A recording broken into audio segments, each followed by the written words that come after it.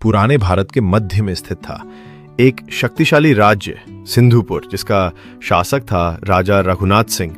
वो एक साहसी, न्यायप्रिय और वीर योद्धा था, जिसे उसकी तलवार से ज्यादा उसकी प्रजा से प्रेम था।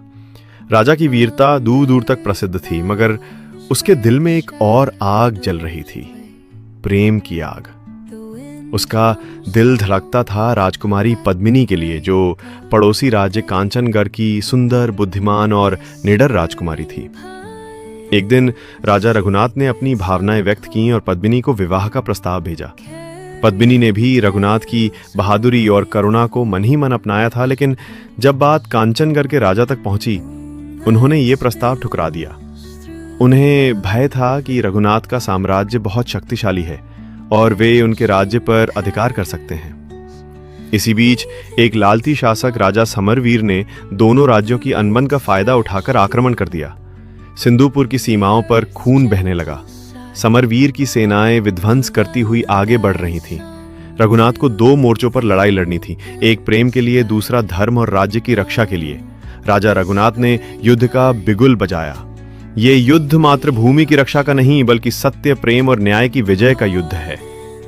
युद्ध के पूर्व रघुनाथ और पद्मिनी की एक गुप्त मुलाकात होती है।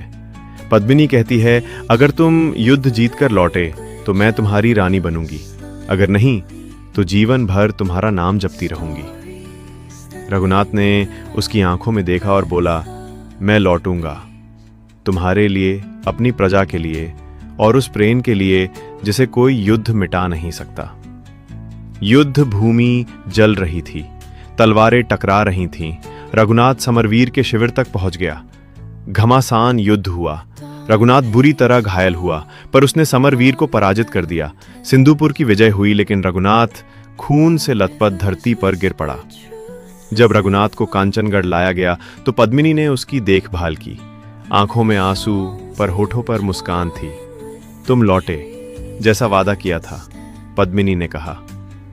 कुछ महीनों बाद दोनों राज्यों ने अपने वैर भुलाकर एकता की प्रतिज्ञा ली और रघुनाथ व पद्मिनी का विवाह हुआ।